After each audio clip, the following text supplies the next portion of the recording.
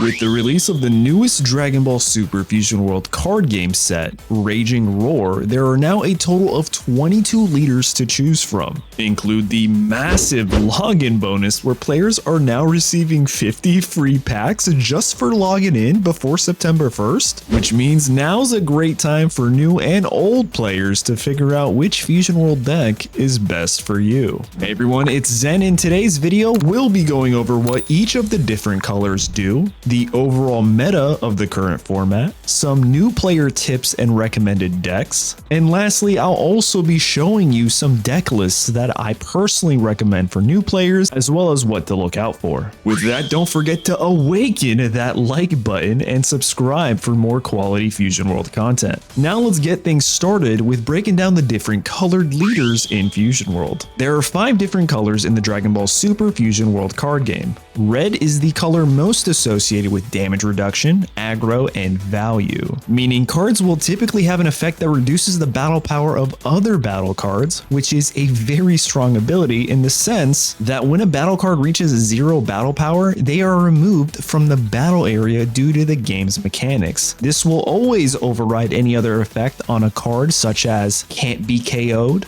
which again, a lot of red cards have. And right now, red isn't necessarily too strong into any specific color group, but can often hold its own with all the value it tends to have. Blue is the color most associated with board control, cost manipulation, and bounce, meaning the cards in this color group will help you bottom deck opposing battle cards, reduce the cost of cards, as well as bounce battle cards from the battle area. And because of this, blue is pretty strong into other color groups such as red, yellow, and even black, due to their ability to bottom deck key cards for the other deck strategies. Now, with that being said, a lot of the blue cards' effects require you to have a smaller hand size, which means having a lesser hand advantage than your opponent, which can oftentimes be very costly. Green is the color most associated with ramp, big boss units, and destructive removal, meaning the cards in this color group are meant for one thing and one thing only: to get your energy to an insane amount by the time your leader awakens. Then use your energy to your advantage to play big boss cards that have massive effects, as green is the only color group with a cost 8 battle card currently. In fact, they have 3 kinds. Because of this, right now green is pretty good into almost anything, with the caveat that it can ramp effectively in the early to mid game to prep for a massive closeout. However, there is one color group that seems to be strong and counters green pretty respectively, and that's the next one on our list. Yellow is the color group most associated with restanding energy, anti-destruction, and resting and freezing effects, meaning the cards in this color group are meant to prevent your opponent from refreshing or using any of their battle cards. Along with that, almost every leader has a very strong ability that either refreshes or restands cards, or even allows you to play some more battle cards, making it a very interesting color group. But what makes it very strong into green is its anti-destructive ability with a specific key card, being the 3-drop SR Vegeta that protects all your rested battle cards from any KO effects. However, they can still be KO'd in battle and have their damage reduced to 0 and removed that way. Which brings us to our newest color group, black, which is the color most associated with energy marker manipulation and combo effects, meaning the cards in this color group are almost always relating to giving the player an energy marker if they don't have one, or activating a very unique effect if they used their energy marker with a specific card. That, as well as the combo effects, where depending on how many cards you combo, a slew of unique effects start to take action. This could be in the form of increased power, restanding, to many other unique battle effects. It's still too early to exactly see what black is really good into, but it does seem relatively balanced overall, with blue giving it the most stress due to board removal. So now that we have a better understanding of the color groups and what they typically do, what leaders are actually good? Well, here's my breakdown of every leader as of set 3 in the game. Every leader in the meta category is what you'll most likely see winning at high level gameplay such as competitive events or even upper ranked in the digital client. We'll be going into more detail with these leaders in a bit, so if you're interested in playing competitively, then I highly recommend one of these leaders. Now, leaders in the playable category might not have as much consistency topping at competitive events like the meta leaders, but are still leaders leaders that are very viable to climb in ranked ladder and in the digital client. These leaders are also most likely to be the new meta leaders when new sets drop if they get added support. Then we've got the niche category where these leaders aren't super consistent but also not necessarily bad, and instead are extremely niche in their packaging, which often means they are fun but again super inconsistent in topping or climbing the ladder unless you're the player who knows exactly how to pilot that leader. Yeah, I'm talking to you, Ginyu players. Which brings us to our next question: which leaders are hard to pilot and which ones are pretty easy to pick up and get going? Well, every leader in the hard category requires a large amount of skill and understanding of the game to pilot effectively. Now you'll notice a lot of blue leaders are here, mainly for their card effects, requiring the player to manage their resources way more effectively than any other color group. Now, this isn't to say these leaders are not beginner friendly. In fact, some of these leaders made it onto our new player picks. However, it is important to know that these leaders will be significantly harder to operate than some of the other leaders in the easy category, that's for sure. Then we've got the medium category, where these leaders will require a good understanding of the game mechanics as well as tempo and a base understanding of managing resources. This is the most recommended in terms of building your skill set in the game and learning the meta through playing. Then we've got the easy category, where these leaders are really easy to pilot and take little to no skill. All that's needed is a base understanding of the game, how your cards interact with one another, and to make sure you don't waste your resources so that way you can close out games effectively. With that being said, you might notice some meta leaders in the easy category. That goes to show you that you still need to develop your other intrinsic skills to outplay and outperform other leaders in this game, even if your leader and deck is pretty easy to pilot. Now let's break down the overall meta for those interested in the competitive scene, starting with the top 6 overall meta decks you'll most likely run into in this format. Starting off with the androids, who are the best and most consistent deck in the entire meta right now, which is honestly really funny because when you look at their deck list, they're almost entirely made up of cards from set 1 and set 2, almost using no cards from set 3. In fact, you can probably pilot an androids deck list and win a tournament, a local, without using any set 3 cards, which is pretty astonishing. They're also probably the best ramping deck in the entire meta, mainly because of this card right here. They're 4-drop double androids, where if you can get this on curve, can easily ramp your energy to insane levels. But that's not all. We also have a ton of removal in this androids deck list, where we have our 3 6-drop double androids that can KO 2 of your opponent's 3 cost or less, which is very strong into red, blue, and just so many more. Then we have our 2 Brolys, where honestly you'll probably see some players play way more Brolys, maybe even play some cells, because these are the 8 costs in the green card color group that no other color group has. They're the only color group that have 8 cost big boss units that just perform tremendously with their battle power. But that's not all. We're also the strongest leader once we're awakened at 6 energy or more, instantly becoming a 30k body can swing on your turn. And it has another classic removal card, being the 5-drop Sun Gohan, which honestly could be very good going into something like Red Jiren. Speaking of Red Jiren, he's a brand new leader from set 3 and honestly might be one of the strongest control decks and removal decks in red, considering his leader's ability, which also makes it one of the best draw engines, where if you have a battle card with 30k power or more, you only take up to 1 damage each battle, and then when you take damage, you draw a card. Now, by itself, it's nothing too crazy. However, with its 30k units specifically, let's check out this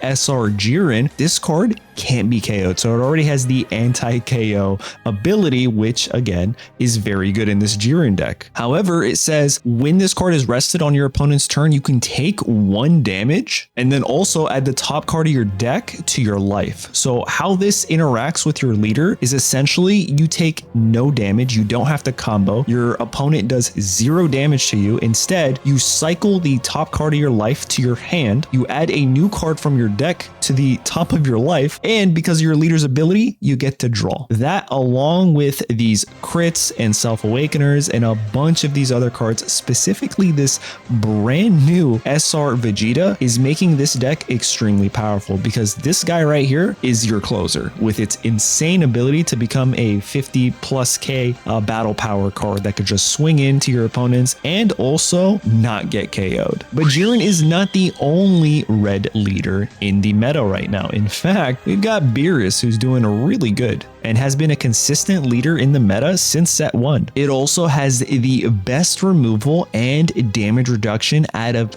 any leader in the game, with its ability, once awakened, to give an opponent's battle card minus 10k power for the turn. You can often use this to get around any win KO'd battle effects that your opponents might have, because if you use this effect to then reduce them to 0, a game mechanic removes them and is not considered KO. So this strategy and this entire deck revolves around that strategy. But that's not all. You also have a ton of options to just KO and remove cards from the board with your Self-Awakener, your 5-cost Beerus, which also the brand new set 3 Beerus, the 3-drop, allows you to play that 5-cost at essentially turn 4, or when you have at least 4 energy. And that's not all. It's probably one of the strongest early game leaders because of the ability crit, not only on the leader, but on units like this Caulifla, which is a 2-drop. Very often, if you're playing this Beerus deck and you draw your 2-drop Cauliflas early, you're doing some damage. Well, how the heck do you combat such a threat in these 2 red leaders? Well, that brings us into Vegeta, who is literally the anti-red deck. Not only that, this deck has a lot of board control with cards like Sinister Sickle, which can remove 2 4-drops and bottom deck them, as well as a bunch of other cards that are very strong at bottom decking, which, might I remind you, is a better effect than just sending a card to their drop, because there are a lot of cards that can bring cards back from your drop, such as our Peel Off here, which also makes this entire deck very strong with the cycling Peel Off engine. However, when you bottom deck a card, it is very hard for yourself or your opponents to get that card back, especially if it's a very crucial card to the strategy. On top of that, you can be extremely aggro with cards like your Bulma and your leader's ability to essentially become a 35k swing. However, most of these cards in this deck will require you to count how many cards are in your hand. You must make sure you have 7 or fewer, or else these effects will not happen, including the Peel Off effect, which is very, very strong. Which brings us to our next meta leader, being the new Black GT Goku. And it's pretty early to tell why it's so good, but my speculation is because of its Integer Marker manipulation and for its flexibility to be played either aggro or control-y based on the matchup that you are currently going into. Oh, and if that's not enough, it also has the strongest secret rare in the game, which honestly, if you're playing in person at local events, you could probably just buy a full set of these for very expensive money. I don't know how much this is going for. However, in the digital client, you're kind of just at the mercy of the game if you're lucky enough to pull these, because this is the first deck that you'll probably want to run 4 of these, to be honest. But you can get away with 2, maybe even 1, but having none feels pretty not great. But the rest of the cards, including the leader, really synergize with energy markers. They give you energy markers, they take away energy markers, and then give you better effects. We also have a very strong 2-drop, being this Pan here. Why is it strong? Because when you attack and you remove your energy marker, you get to draw a card, but then you get to bounce cards on their side, 4 costs or less, back to their hand. Now, might I remind you that SR Jiren was a 4-drop, so this is very good, which is why it's probably doing so well. This goes into blue pretty well. Beerus, Jiren, like I said, it can be played either control-y or aggro based on the matchup. But yeah, it's still pretty early to tell how strong this deck is going to be, but as of right now, seeing how well it's doing in local and competitive events, it is topping and winning events. So yeah, it is definitely an overall meta deck, which brings us to our final leader, who has the best anti-removal in the entire game. And what do I mean by that? Well, that anti-removal literally makes it the strongest leader and deck type to go into things like green. Now, let me show you exactly what I'm talking about with this card. It is the SR Vegeta, where it has a permanent effect on the opponent's turn where all of your rest mode battle cards just cannot be KO'd. It's an anti-removal, anti-destruction ability. So as long as you can keep this card in rested mode on your side of the field, all of your units are free from things like double androids, any sort of board removal. Now, the thing it is not strong against is something like Beerus, where you have things that can reduce the damage of a card. However, if it's reduce the damage and KO, it is free. Now, if you just reduce the damage to 0, well, then that is a game mechanic that will remove this card, which is important to note. But not to worry, because Frieza here has one of the strongest abilities in the entire game, where at the end of your turn, you get to choose 2 of your battle cards and switch them to active mode. Now, what this does is your opponents can't attack your battle cards. So now you get to use them on the opposing turn, as well as gives you more combo ability and power on your opponent's turn. Very, very strong ability. It's also one of the leaders that really want to awaken early. Like, if you can win the awakened game with this leader, then you're already kind of winning the game. It also has some very strong cards that can manipulate the opponent's battle cards, where you can arrest them with your 2-drop self-awakening Frieza, or even freeze them with your 4-drop Son Goku. A very strong yellow meta deck. But if you're looking for a budget-friendly deck as a new player, well, then here are my own personal recommended deck lists for new players trying to get in, have fun, and improve overall. Now, these are budget-friendly, meaning the only super rares that are going to be included in these deck lists are the ones that you can find in a single starter deck, starting with Beerus. Now, I recommend Beerus, even though I said he was a hard leader to pilot, because it is very strong and great into most matchups. This is a leader that, yes, it is hard to understand and pilot and navigate, however, will help new players better understand the entire overall game, its resource management, and just excel tremendously. Now, this budget Beerus deck list has things where you can damage reduce, as well as control the opponent's battle card. So if you're going into something like yellow, or something that wants to swarm the entire board with a bunch of 20k bodies, well, then you have Frost right here that can kind of handle that for you. But that's not all. We also have a ton of critical battle cards in our set to really apply that aggro potential if we want to. But if that's not our cup of tea, well, we also have control here with our cards that can continually damage reduce on the opponent's side of the field. Definitely a strong budget deck for new players. Then we've got the blue Vegeta, which is again very strong for controlling the board and has very strong bottom decking effects. But that's not all. It also has some pretty strong bounce effects. What is important to know about this budget Vegeta deck, even though it's for new players, is that you will need to manage your resources of your hand size. You need to know when it's at 7 or fewer and when you can activate those abilities, like your 3-drop Gohan here and having it become a 35k power. Sounds really good for a permanent ability on your turn, but again, you need to have 7 or fewer. We have a ton of extra cards that just give you so much value early to mid game to even late game, with this Final Hope Slash that can be cycled with the best cycle engine in the entire game. This alone is extremely strong and very good for blue decks in general, making this budget Vegeta deck a very strong new player pick. But let's say you're more of a green player. Now, this one was kind of tough to construct for new players. However, the goal is still to be the most consistent ramp in the game. And with this deck, you still can do that because you have your 4 copies of your 4-drop double androids, which helps you ramp tremendously. Now, you could swap out some of these extra cards for something like Jiro's Lab, which is a rare copy. However, I think Destructive Strength still does the job. We have our single big boss unit being Broly, since it comes with the starter deck. And then we have another removal card being our 5-drop Son Gohan, which can knock out any cost 4 or less. Again, pretty good going into yellow, red, and even blue. As for the rest of the cards, well, there are a bunch of androids that kind of have some decent effects. Some are also vanillas, but the goal is to synergize with this 4-drop double androids to help you ramp much quicker. And again, remember, and this double androids, once you're awakened, has probably one of these strongest abilities, becoming a 30k body. So if you're at 6 energy and you're still not awakened, well, we have 2 copies of this self-awakener that also brings out this Android 18 to the battlefield. A very strong, consistent ramp deck for for new players, that's for sure. And don't worry, like if you have the double androids, the 6 drop, and you want to spice out the deck, again, this is just for budget players who don't want to spend money and kind of just want to open up packs and build with wild cards and go that route, right? The most economy friendly without